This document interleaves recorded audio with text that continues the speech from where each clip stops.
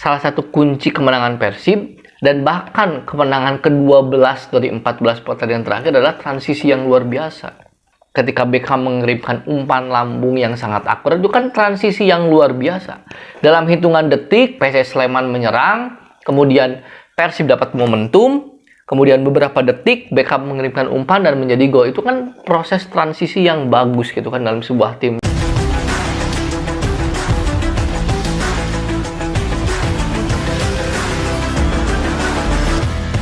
Halo semuanya, kembali lagi bersama saya di Ulasan Bola. Di channel ini saya akan mengulas apapun tentang sepak bola. Kali ini saya akan mengulas tentang Persib Bandung ya teman-teman. Tapi sebelum teman-teman menyaksikan video ini, alangkah baiknya untuk like, comment, and subscribe dulu channel ini ya, agar teman-teman tidak ketinggalan setiap video terbaru dari channel ini. Ya teman-teman, seperti yang kita tahu, persaingan juara Liga 1 semakin panas. Mungkin ada sekitar 7 tim yang masih bersaing menuju gelar juara, tapi menurut saya jika dilihat dari progresnya, ada 3 tim yang paling berpeluang, yakni Persib Bandung, Persija Jakarta, dan PSM Makassar. Terakhir, Persib kemarin mengalahkan PSS Sleman dengan 2 gol Ciro Alpes, yang kemudian akhirnya kembali Persib memuncaki klasemen. Selama 3 pekan berturut-turut, ketiga tim ini selalu naik turun. Persija main duluan, Persija naik ke atas. Kemudian PSM menang, PSM di runner up, Persib ketiga. Kemudian Persib terakhir main, menang lagi, posisi pertama lagi. Jadi ketiga tim ini selalu bergantian mengisi posisi pertama. Tergantung siapa di setiap minggunya yang bermain terlebih dahulu. Biasanya Persija bermain terlebih dahulu. Nah terakhir Persib mengalahkan PSS Sleman dengan permainan yang luar biasa. Nah, kenapa saya sebut 3 tim ini? Karena apa teman-teman? 3 tim ini adalah 3 tim yang paling konsisten. Masih ada satu lagi tim yang sedang bangkit, yakni Persebaya Surabaya. Persebaya dalam 5 pertandingan terakhir, mereka mampu menyapu bersih 5 pertandingan dengan permainan yang luar biasa juga. Jadi 2 tim Persib dan Persebaya ini dalam 5 pertandingan terakhir, mereka mampu menyapu bersih seluruh pertandingan. Tapi Persebaya mungkin agak terlambat panas, startnya agak kurang mulus ya. Jadi baru belakangan ini aja mereka baru ngegas gitu. Sehingga Persebaya jaraknya dengan pemuncak klasemen Persib itu sekitar 11 poin kalau nggak salah. Kemarin Persija juga menang mengalahkan Rans. PSM juga kemarin menang juga ya teman-teman, lawan Arema. Jadi 3 tim ini sangat jelas sengit ya persaingannya. Nah, mengenai jalannya pertandingan kemarin Persib lawan PSS Sleman, seperti biasa, salah satu keunggulan Luis Milla menurut saya ya, dan kenapa lawan sulit menang menghadapi Persib di bawah Luis Milla, yakni formasi yang tidak mudah ditebak.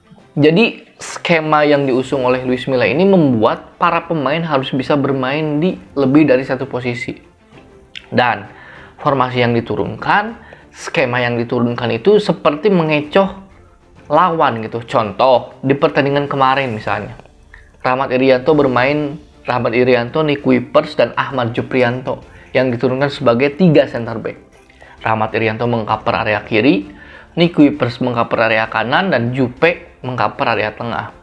Kemudian di wing ada Daisuke Sato, di wing kiri di kanan ada Hen Herdiana, kemudian di tengah ada Mark Locke, dan ada Deddy Kusnandar.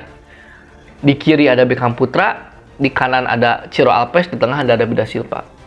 Di atas kertas ini formasi 3-4-3. Tapi ketika implementasinya di lapangan, Beckham lebih condong turun ke tengah. Jadi kalau misalkan sayap itu kan biasanya menyisir sisi lapangan ya, gocek-gocek atau crossing biasanya gitu kan kalau sayap. Nah, Beckham ini meskipun di atas kertas sebagai sayap, tapi dia lebih turun ke tengah sehingga dia berperan sebagai playmaker yang berdiri di depan 2 striker, Ciro dan DDS.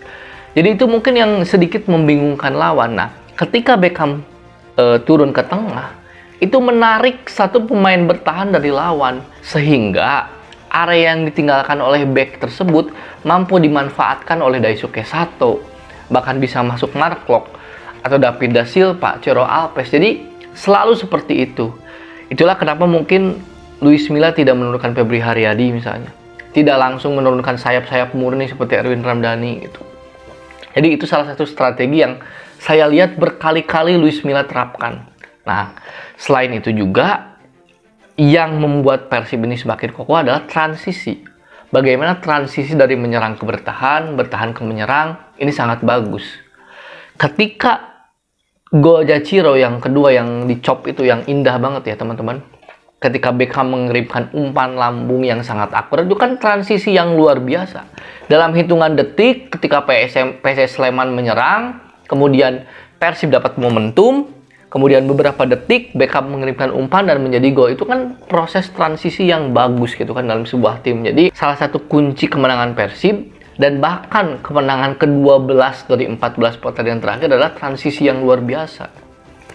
Jarak antar lininya itu selalu rapat. Seperti yang pernah saya bahas, Persib itu di lini tengah selalu menciptakan jumlah pemain yang lebih banyak dari pemain lawan. Sehingga rata-rata lawan yang menghadapi Persib itu lewat sayap. Crossing lewat sayap. Karena lewat tengah udah numpuk di pemain Persib nih. Gitu kan. Ketika mereka diserang misalnya ya, Beckham Putra, Deddy Kusnandar, Mark Klok itu turun. Belum lagi dari Daisuke Sato, Hen itu turun. Gitu kan. Jadi praktis lini tengah ini sangat penuh gitu loh. Dan ketika menyerang, mereka dengan sangat cepat melakukan transisi. Gitu kan. Para pemain tengah seperti Mark Klok sudah berlari ke tengah lapangan. Nah inilah yang menjadi kekuatan Persib. Compact defense dan juga bagaimana proses transisi dari bertahan ke menyerang. Itu kan sering terjadi gol-gol Persib seperti itu. Nah itulah mengapa kunci Persib berada di puncak klasemen. Dalam 14 pertandingan terakhir, mereka memenangkan 12 pertandingan dan 2 kali imbang. Ini membuat Luis Milla mengukir rekor baru di Liga 1, yakni seorang pelatih atau sebuah tim yang mampu 14 kemenangan beruntun tanpa terkalahkan. Ini merupakan rekor di Liga 1 ya teman-teman. Persib harus terus konsisten, jangan berpuas diri, dan baik pendukungnya pun harus lebih, tidak boleh jumawa lah istilahnya. Begitupun PSS Sleman yang di pertandingan sebelumnya menang 3 kali beruntun juga nggak bermain buruk. Mereka cukup menciptakan beberapa peluang, tapi tadi selalu di akhirnya dimentahkan oleh lini pertahanan Persib yang sangat kokoh gitu loh. Tapi ini bukan akhir dari segalanya. Masih ada banyak match, ada sekitar 13 pertandingan lagi di Liga 1 untuk semua tim ya. Jadi tentu saja semua masih bisa terjadi, dan untuk seluruh pendukung sepak bola Indonesia, marilah kita menjunjung tinggi sportivitas dan salam olahraga.